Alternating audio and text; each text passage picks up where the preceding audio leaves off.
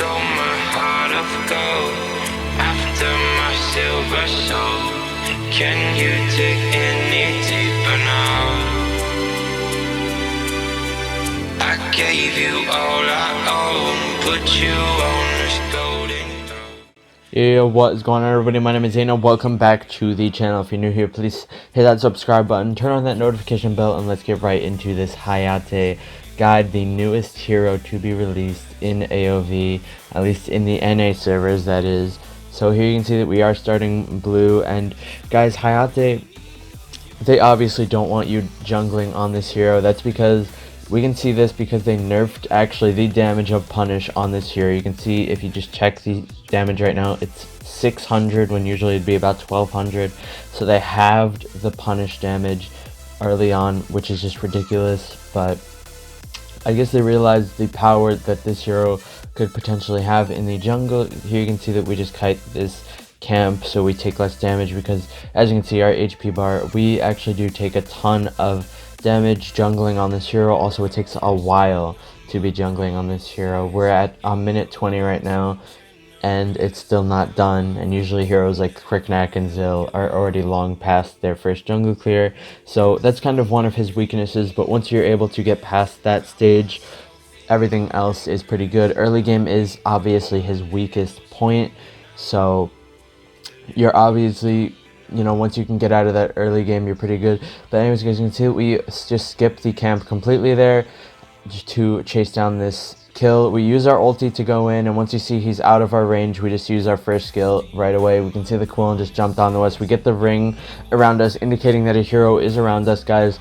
A ring will show up around you, which gives you an extra 10% movement speed and 10% damage if an enemy hero is nearby, which obviously we saw, but there's not much we could do about that. We didn't have our dash up, so we kind of just died there, unfortunately, but at least we were able to trade and get a kill onto the Arduin. Anyways, so by this time when this is already happening, as you can see, the blue side is respawning, so we're just going to hop right into that. But Hayate's ultimate, there's two ways it could be cancelled, guys. Either you can move around while you're casting the ultimate, or you could be stunned. When I first started playing Hayate, I was always moving around in the ult, and for some reason I was like, why is this ultimate so short? That's because I kept canceling it, because you have to stay completely still when he's ulting to get it to be the full duration. Also, guys, when you're on the Hayate, you want to be piercing camps with other ones with his first skill, because it'll go through minions.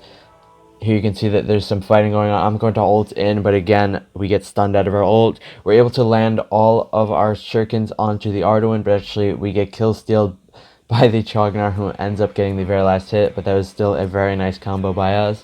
You can see that whenever they just get out of the ult range or they stun it, you just want to instantly go back to that first skill and start putting on that true damage, because Hayate's passive is when you hit the target, like, I don't know, 7 or 8 times, I'm not sure the exact number, but when you hit them a specific amount of time, you can see that little dragon there. The dragon will turn orange, and when it's orange, you will actually deal pretty much double damage to the target, and 50% of that damage will be actually true damage. So very nice. You can see that we use our first skill on the tower, actually trying to see if it deals damage, but unfortunately it does not. We can still get the stack of the passive onto towers. We can see that the Quillen was at our blue a little bit ago, so of course we're going to just try and trade blues. You can see the Quillen's at mid right now, so I'm being cautious of that. I can see he walks into that bush, so I'm going to throw my shurikens at him to get the extra 10% movement speed that you receive when you're throwing out your shurikens, and also to try and slow him with my red buff. If he was actually trying to chase me there, that would have helped us to get away. There you can just see we're going to take our sentinel and start on our red side, because that's spawning. Again, his clear is not the best, but his damage is just unbelievable. Even in just the early game, if you can land your full shuriken combo, it's still just an absurd amount of damage that you're going to be putting on. Here we can see some fighting going on, so to engage quickly, I use my second skill to gain distance, and then I instantly use my first skill right after, so I can get a lot closer. Also, you could do it either way too. You could use your first skill and then use your second to get closer and reposition, or you could use your second skill to just join into big team fights and then use your first skill and just position around with the movement speed buff that you now have from throwing out those shurikens. So you can see some fighting going on. So of course, like I said, gonna use my second skill to gain more distance, then you throw my first out. I try to ulti onto this Tulin, but he flickers out actually. So we're going to throw our shurikens on him actually in that bush. All of them land. He doesn't have any of his dashes up, and we were able to kill him pretty nicely. Because if all the shurikens land, then you're guaranteed to get that passive, which is going to be dealing true damage bonus, which is just disgusting. When you get that damage proc on the passive, you also want to be spamming your ultimate as soon as you see that, because it will just be dealing some massive damage. The ulti does insane amounts of damage. You can't underestimate it. You'll see a little bit in the video. Here we actually just mess up completely. We try to click our ulti and it just goes on to the nearest camp, which would be the jungle camp, because Quân went invisible. Here you can see that we're just staying towards the left side because we saw they all just killed our crest at the blue, so we know they're going to be on the right side of mid. We're just using our first skill to kind of poke here and you know, deal some good damage to the minion wave, make sure they can't take that tower. But yeah, and again, you can see that we do not have our blue buff, so of course that's going to be spawning soon. And you can see the damage on punish has actually evened out. You can see that it's around 1500, so it's not halved anymore. There you can see that the clone jumps onto my Chognar. I maybe could have ulted there. I kind of didn't want to get stunned by the Arduin right away. But you can see we actually pick up a really nice kill there. Also there, we use our second skill to gain closer distance on the other Hayate, and then we use our first skill instantly. Here we try to ulti in on the dragon on Quillen, but unfortunately we were not able to do it fast enough just because the Alice silence made us so we couldn't use any skills for a little bit, and by that time where we got unsilenced, it was a little bit too late, and the dragon was already dead. But our Liliana was actually able to secure it, so that's not too bad. You can see the jungle's up, and there's nobody around mid lane, so we're just going to clear that really quick and then go straight back into our jungle, where we are going to get this blue buff. Blue isn't really a huge thing on him. It's nice for the cooldown reduction on the second and first skill.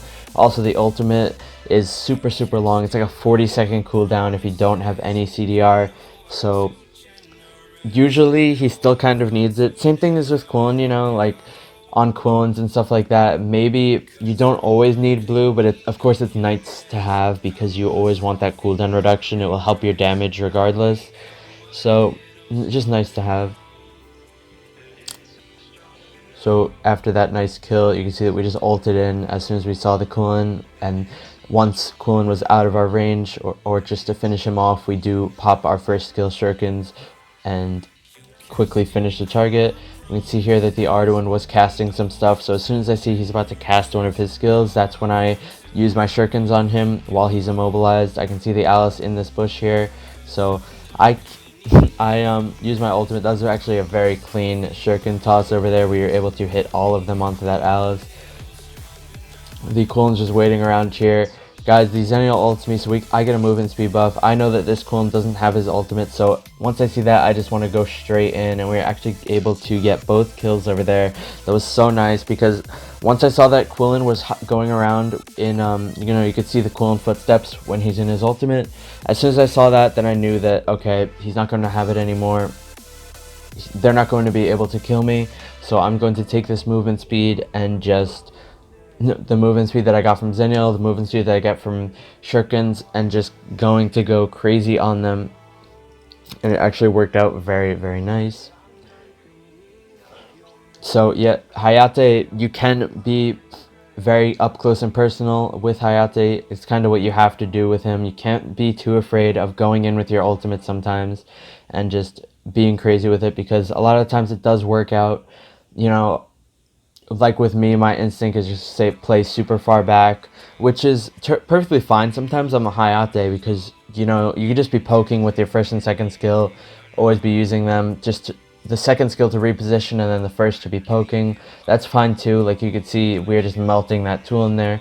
But sometimes it also you need to just be diving in with that ultimate and can't really be too afraid. So just something to keep in mind when you are trying to learn Hayate. We throw our first skill on that Alice there, and her HP is just deleted, just completely deleted. You can see we're just having some shuriken wars over here with the other Hayate, just using our first and second skills over and over.